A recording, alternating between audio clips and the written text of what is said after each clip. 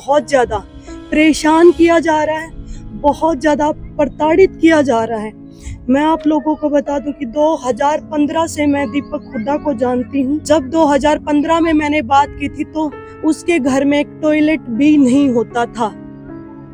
उसके घर में एक टॉयलेट नहीं होता, तसले में नहाते थे वो लोग। ऐसे इंसान का मैंने हाथ पकड़ा था। उसने विश्वास भी जीता मेरा और मेरे माता पिता का। हम उस पर ब्लाइंडली फेथ करते थे क्योंकि मेरे मम्मी पापा को वो ऐसे बोलता, मेरा माँ बाप नहीं है तो आप ही मेरे माँ बाप को। और उस टाइम हमने उसके ऊपर बिल्कुल ब्लाइंडली फेथ किया। एक दौरा भी पूरा को नहीं उसका दौरा है। संपत्ति क्या की खागी मैं उसकी और मेरा परिवार। कोई पूछने वाला हो उस इंसान से कि दीपक हम इतने साल इकट्ठे रहे हैं और मैंने तेरी इतने साल तक मारपीट बर्दाश्त की है, तूने मेरे साथ इतनी जो जात तक की है, मैं अब बर्दाश्त नहीं कर सकती हूँ। हम ऐसे करते, आप मेरे को तलाक दे दो, मुझे आपसे एक फूटी कौड़ी नहीं चाहिए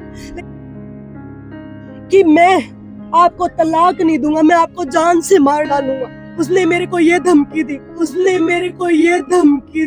मेरे साथ मारपीट होने के भी उसने मेरा गला दबाया और मेरे को मारने की वहाँ कोशिश की।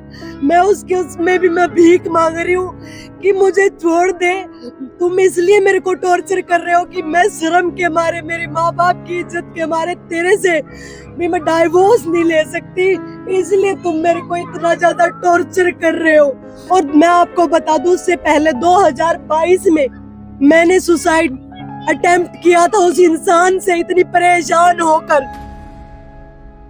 दहेज में मर्सिडीज मांगी, चलती गाड़ी में पीटा, गला दबाया, प्रताड़ित किया और ना जाने क्या कुछ। प्रेस कॉन्फ्रेंस के दौरान आज रोती हुई स्वीटी बुरा ने हिसार में हर एक दर्द को बयां किया जो उसे दीपक हुड्डा ने दिए हैं। हालांकि सच क्या है ये फिलहाल जांच का विषय है, मगर बॉक्सिंग में दम दिखाने वाली स्वीटी बुरा ने मीडिया के सामने दीपक हुड्डा पर जमकर संगीन आरोप लगाए। जब 2015 में मैंने बात की थी तो उसके घर में एक टॉयलेट भी नहीं होता था। उसके घर में एक टॉयलेट नहीं होता था, तसले में नहाते थे वो लोग। ऐसे इंसान का मैंने हाथ पकड़ा था। मेरी गलती ये रही कि मैंने उस इंसान का, और उस टाइम मैं वर्ल्ड की मेडलिस्ट, इनकम टैक्स इंस्पेक्टर और एशियन की मेडलिस्ट और बहुत बार नेशनल चैंपियन रह चुकी थी। और उस टाइम दीपक हुड्डा इतना बड़ा चेहरा नहीं था। वो नेशनल खेला था लेकिन नहीं वो इंटरनेशनल प्लेयर था। अगर मुझे पैसे का लालच होता तो मैं क्या उस इंसान का हाथ पकड़ती उस टाइम? आप लोग बता दीजिए, क्या मैं पकड़ती उस इंसान का हाथ? उस इंसान के ने हमारे दिलों में सिंपैथी गेन की। 2016 में उसके लीग के पैसे आए और जैसे हमारा उसने विश्वास भी जीता मेरा और मेरे माता पिता का। हम उस पर ब्लाइंडली फेथ करते थे क्योंकि मेरे मम्मी पापा को वो ऐसे बोलता, मेरा माँ बाप नहीं है तो आप ही मेरे माँ बाप को। और उस टाइम हमने उसके ऊपर बिल्कुल ब्लाइंडली फेथ किया। मेरा ये एक कसूर है कि मैंने किसी के ऊपर अंधा विश्वास किया। और उस आदमी ने अपना टैक्स बचाने के लिए, टैक्स चोरी करने के लिए, मैं आपको बता दूं कि 2016-17 में जो हमारे 16-17 में जो 5 लाख रुपए हमारे अकाउंट में डाले और वापिस कितने लिए? 7 लाख रुपए। 2 लाख रुपए तो उसने उसी साल हमारे खा गया वो। और वो बोल रहा है कि मैंने धोखा किया। ऐसे ही सारे रिकॉर्ड है मेरे पास, मैंने लिखित में हर साल के सालाना जो रिकॉर्ड किए हुए हैं, और वो आपको मेरे वकील बता देंगे उसके बारे में, क्योंकि मेरी अभी ऐसी स्थिति नहीं है कि मैं सारे आंकड़े याद कर सकूं, क्योंकि 4-5 साल की बात है।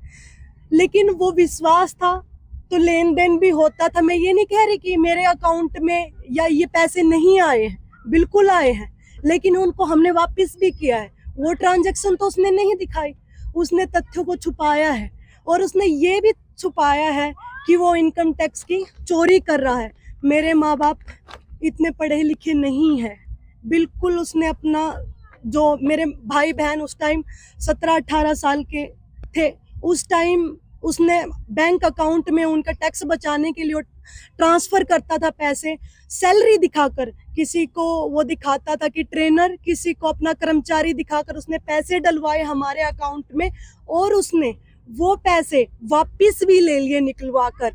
और कुछ पैसे उसने ऑनलाइन जैसे ट्रांजैक्शन कहीं उसके रिश्तेदारों में, कहीं उसमें उसने वो वापस पैसे लिए हैं, जिसका रिकॉर्ड मेरे पास बैंक खातों में भी है। और फिर वही इंसान हमारे ऊपर इल्ज़ाम लगा रहा है कि हम पैसे उसके खा गए, ऐसा कुछ मेरे पापा के ऊपर और हमारे ऊपर। क्योंकि मेरे पापा इतने पढ़े लिखे नहीं थे, ब्लाइंड फेथ करते थे। अब कोई सैलरी डालता है हमारे अकाउंट में, टैक्स तो हमें भी देना पड़ेगा ना सैलरी का। मेरे पापा के अकाउंट से, मेरी माँ के अकाउंट से, मेरी भाई बहन के अकाउंट से हम उसकी जो वो सैलरी डालता था उसका टैक्स भी हम भरते थे। और जबकि टैक्स हम अपनी पॉकेट से भर रहे हैं और उसको सारा पैसा जा रहा था, लेकिन उस चीज़ से हम अनभिज्ञ थे। मेरे मम्मी पापा को इस चीज़ की नॉलेज ही नहीं थी कि ये किस चीज़ के क्या चीज़ें हो रही है, क्योंकि उसके ऊपर बिल्कुल ब्लाइंडली फेथ करते थे। तो ये एक मैटर था। दूसरा वो इल्ज़ाम उसने जो लगाया मेरे ऊपर और मेरे परिवार के ऊपर संपत्ति हड़पने का, मैं उससे ये सवाल करती हूँ, सबको ये लगता होगा कि बहुत बड़ा प्लेयर है, उसके पास अरबों की संपत्ति होगी। मैं आपको बता दूं, जब मैंने उस इंसान का हाथ पकड़ा था तो उसके पास, उनके घर में टॉयलेट तक नहीं था। उसके पास संपत्ति के नाम पर पुश्तैनी कोई भी संपत्ति नहीं थी। एक किला, अपने भैया हरियाणवी भाषा में जो बोलते हैं, एक दौरा भी पूरा को नहीं उसका दौरा है। संपत्ति क्या की खागी मैं उसकी और मेरा परिवार, कोई पूछने वाला हो उस इंसान से। और उसके जो पैसे आए वो हमने, मेरे पास सारे लीगल डॉक्यूमेंट है और सारी ट्रांजैक्शन है, इसमें लिखा हुआ है, हर एक जो ट्रांजैक्शन हुई उसमें लिखा हुआ है कि क्या क्या पैसे आए, क्या क्या पैसे गए उसके खाते में। और सारी ट्रांजैक्शन मैं कल मेरे ऊपर ये बगैर जांच किए हुए रोहतक में केस को फाइल किया गया मेरे खिलाफ।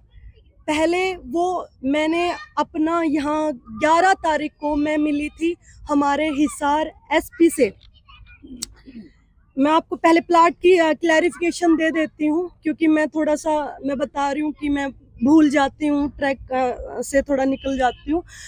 तो मैं प्लाट के बारे में बताती हूँ आपको। जो बोल रहा है कि मेरा प्लाट धोखे से नाम करवाया, मैंने कौन सा धोखे से नाम करवा लिया? प्लाट भी आज भी उसी इंसान के नाम पर है।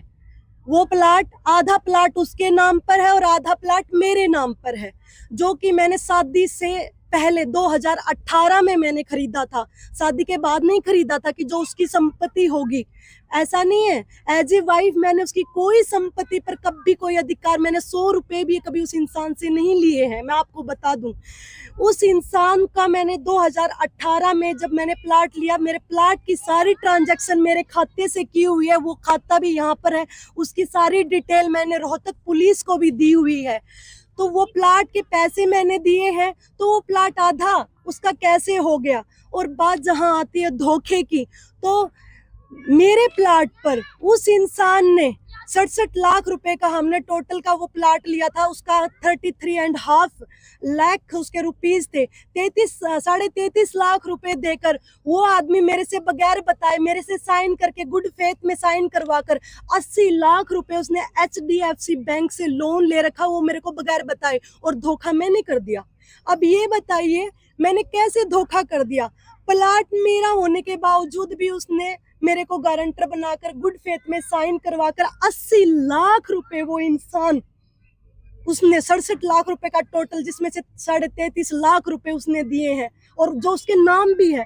तो धोखा मैंने कैसे कर दिया? मैं पूछती हूँ उससे, कैसे मैंने धोखा कर दिया? धोखा मेरे साथ किया उसने बगैर बताए। 80 लाख रुपए आज भी वो लेकर बैठा हुआ है उस पे, और ये सारी ऑन रिकॉर्ड डॉक्यूमेंट्स के ऊपर मैं बातें बोल रही हूँ। और जहां अपने रिश्तेदारों के, उसने जो पैसे लिए हमसे, जो उसके रिश्तेदारों के, दोस्तों के खातों में ट्रांसफर करवाए हैं, जो पैसे उसने सैलरी के नाम पर मुझे दिए हैं, कैश भी लिए हैं उसने।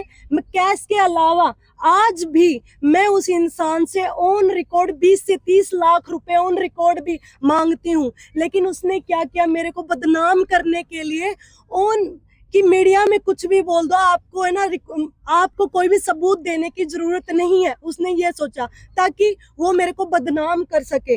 और आजकल उसने अपना यूट्यूबर्स को बोलकर इनडायरेक्टली वीडियोस डलवा रहा है, कैंपेन चलवा रहा है। आजकल वो झंडे लेकर खड़े हैं कुछ कि आजकल तो लड़कियों का काम हो गया है, एलुमनी के लिए तलाक मांगती है।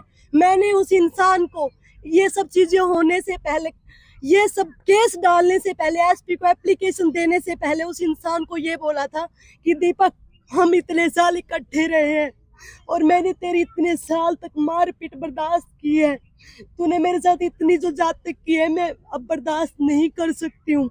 हम ऐसे करते, आप मेरे को तलाक दे दो, मुझे आपसे एक फूटी कौड़ी नहीं चाहिए, लेकिन मैं नहीं चाहती कि मीडिया में आए ये चीजें। स्वीटी ने रोते हुए कहा कि दीपक हुड्डा ने शादी से पहले 2.5 करोड़ रुपए की मर्सिडीज मांगी थी। वो खाते पीते टाइम उससे मारपीट करता था। स्वीटी ने मामले को लेकर एसपी पर भी संगीन आरोप लगा दिए हैं। उन्होंने कहा कि मुझे टॉर्चर किया जा रहा है और घंटों घंटों तक थाने में बुलाकर बैठाया जा रहा है। मैं डिप्रेशन में हूँ। हमारे एसपी हिसार को बोला, सर मुझे इस इंसान के साथ नहीं रहना है, मुझे इससे एक फूटी कौड़ी नहीं चाहिए, मुझे चाहिए तो इससे एक तलाक, और जो मेरा सामान है मुझे सिर्फ मेरा सामान चाहिए, मुझे इससे कुछ भी नहीं चाहिए जो मैं लेके गई हूँ। वो सामान की मैंने लिस्ट भी आधी दी हुई, मैंने वो भी पूरा नहीं दिया हुआ, मैं आपको बता दूं। मैंने सिर्फ ये चीज बोली और मेरे को 1.5 महीना हो गया, मेरी इसके ऊपर कोई कार्रवाई नहीं हुई।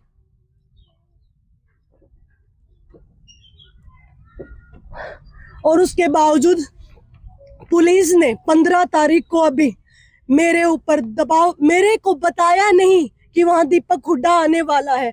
दीपक हुड्डा ने प्लान किया, इसमें कुछ उच्च पुलिस अधिकारी शामिल है इस साजिश में। उनके साथ उन्होंने मिलकर मेरे को ये नहीं बताया कि दीपक हुड्डा वहां आया हुआ है। उन्होंने मेरे को डॉक्यूमेंट्स के बहाने वहां पे बुलाया, जबकि मैंने सारी सब चीजें दे चुकी थी मैं। और फिर वहां बुलाकर मैंने उनको ये बताया था कि जब दीपक हुड्डा मेरे सामने आता है, मेरी तबीयत, वो मेरे को बोलता है कुछ, मैं उसकी आवाज सुनती हूँ तो मैं इतनी ज्यादा परेशान हो चुकी हूँ, मैं इतनी डिप्रेशन में हूँ कि मेरे को पैनिक अटैक्स आते हैं। और वो इंसान आया और वहां उसने ऐसे गंदा गंदा बोलना स्टार्ट किया, और उसने मेरे को एक वीडियो दिखाया फोन में, और वीडियो को देखने के लिए मैं बोला कि दिखाओ कहाँ है वीडियो। मैंने उसके हाथ से सिर्फ फोन लेने के लिए वो किया था, और उसी ने सिर्फ ये बात हुई थी, वहां पे पुलिस वाले भी, सब चीजें थी, वहां का सीसीटीवी कैमरा रिकॉर्ड आप निकलवा कर दे सकते हो। वहां मेरा पापा और मेरे मामा तो अंदर मौजूद भी नहीं थे, जिनका इन्होंने नाम भी लिखवाया हुआ है इस एफआईआर में। झूठी एफआईआर उसने कटवाई, झूठा मेडिकल जाके करवाए। मैं बोलना चाहूंगी कि क्या हमारे देश में क्या चल रहा है, मेरी लड़की के साथ वो चीजें कर रहे हैं ये कुछ लोग मिलकर। मैं गुहार लगाना चाहूंगी इस देश के सर्वोपरि हमारे प्रधानमंत्री नरेंद्र मोदी जी से और हमारे सीएम साहब से कि मेरे साथ इतनी चीजें हो रही है, मैं किसी को ये चीजें नहीं बता पाई। मैं हमारे सीएम साहब से मिली भी थी, उन्होंने मेरे को बोला था कि 28 तारीख तक मेरा सेशन चल रहा है, मैं बोलूंगा कि ये म्यूचुअल कंसेंट से सारी चीजें हो जाए, लेकिन उस इंसान को ये चीजें बिल्कुल बर्दाश्त नहीं थी। मैं मजबूर हो गई हूँ अब मीडिया के सामने आने के लिए, क्योंकि वो मेरे को टॉर्चर कर रहा है, मेरे को झूठे केस में मेरे परिवार को फंसाकर घंटों तक थाने में बैठाया जा रहा है। क्योंकि मैं एक इंसाफ पसंद लड़की हूँ, और मैंने इतनी चीजें, मेरे डिप्रेशन में होने के बावजूद भी मैं वहां पर हॉस्पिटल से मैं थाने में जा रही हूँ, और मेरे से इतनी पूछताछ हो रही है झूठे केस की, जबकि वो एफआईआर ही नहीं होनी चाहिए थी, उनको जांच करनी चाहिए थी कि क्या बात हुई थी। एफआईआर दर्ज होती है और उसमें मेरे को ही टॉर्चर किया जाता है। आज मैं जमानत पर बाहर हूँ, मैं आप लोगों को बता दूं, आज मैं जमानत पर बाहर हूँ। मेरा केस जो 1.5 महीने से है, उसमें जो आरोपी था, जांच पूरी हो चुकी, यानी कि दीपक हुड्डा, वो आज खुलेआम बाहर घूम रहा है। और मैं जो इसका 2 दिन, जिस केस में लोगों को हजारों, मतलब कितने महीनों तक कोई पूछता भी नहीं जिन केसों को, उस केस में मेरे को गिरफ्तार किया गया। समझ सकते हो मैं आज इस मामले में मैं आज जमानत पर हूँ, मेरे साथ क्या कर रहे हैं इसमें। अगर मेरे को आने वाले टाइम में अगर कुछ हो जाता है, या मैं मर जाती हूँ, या कोई मेरा एक्सीडेंट या कुछ भी किसी भी उससे, या मेरे को कोई अटैक आ जाता है, मैं मर जाती हूँ, तो मेरी मृत्यु का कारण सिर्फ और सिर्फ दीपक हुड्डा और यहाँ का एसपी हिसार होगा। क्योंकि मैंने 1.5 महीने पहले एसपी हिसार को मैंने सारी अपनी चीजें लिखित में मैंने ये बोला था, मुझे कुछ नहीं चाहिए उस इंसान से, मुझे सिर्फ डाइवोर्स चाहिए। लेकिन सभी लोग, सभी पुलिस वाले, उच्च अधिकारी, कुछ उच्च अधिकारी रोहतक के भी और हिसार के भी मिलके मेरे ऊपर दबाव बना रहे हैं कि मैं डिप्रेशन में आऊं और डिप्रेशन में आके फिर मैं दोबारा से दीपक हुड्डा को मेरे को आमने सामने बिठाया जाए और फिर मेरे को अटैक आए। और अभी मैं आपको एक बात और बता दूं कि मेरा केस जिसकी जांच पूरी हो चुकी थी, उस केस को ट्रांसफर कर दिया गया है सिविल थाने में। ये बात मुझे आज सुबह अखबार से पता चली, जबकि मेरा केस है। मुझे ये चीज पता होनी चाहिए सबसे पहले कि मेरा केस ट्रांसफर कर दिया गया है। इस बात का मुझे पता चला अखबार से। तो आप सोच सकते हैं कि क्या मिली भगत चल रही है। जिस केस की जांच हो चुकी थी उसको ट्रांसफर कर दिया गया है और ट्रांसफर करने के साथ में इस केस को लंबा खींचा जा रहा है ताकि मैं दबाव में आऊं और झूठा केस के दबाव में आऊं और मेरे को पैनिक अटैक आए और दीपक को जब आमने सामने दोबारा दीपक को और मेरे को आमने सामने दोबारा बैठाया जाए तो इस तरह के झूठे केस वो और भी मेरे ऊपर फाइल कर सके, जिससे मेरे को और ज्यादा टॉर्चर किया जाए, और ज्यादा प्रेशराइज किया जाए और मैं उसका डाइवोर्स ना दूं। स्वीटी बुरा ने कहा कि अगर उन्हें कुछ हुआ, अटैक आया या एक्सीडेंट हुआ तो इसके जिम्मेदार दीपक हुड्डा और हिसार के एसपी होंगे। स्वीटी बुरा ने बताया कि दीपक हुड्डा आर्थिक रूप से कमजोर था और उसके बावजूद भी उसने उनसे शादी का फैसला किया था। उन्होंने बताया कि दीपक हुड्डा ने उनके साथ धोखाधड़ी करके जितने भी पैसे लिए हैं उन सब का रिकॉर्ड उनके पास है। अब मामले की असल सच्चाई क्या है, आपको क्या लगता है, कौन सही कौन गलत, कमेंट बॉक्स में अपनी राय दें। Bureau report, Punjab Kesari TV. हमसे जुड़े रहने के लिए हमारे YouTube चैनल को सब्सक्राइब करें और नई वीडियो की नोटिफिकेशन के लिए बेल आइकॉन को दबाएं। अगर आप ये वीडियो Facebook पर देख रहे हैं तो लाइक जरूर करें और ज्यादा से ज्यादा शेयर करें। धन्यवाद।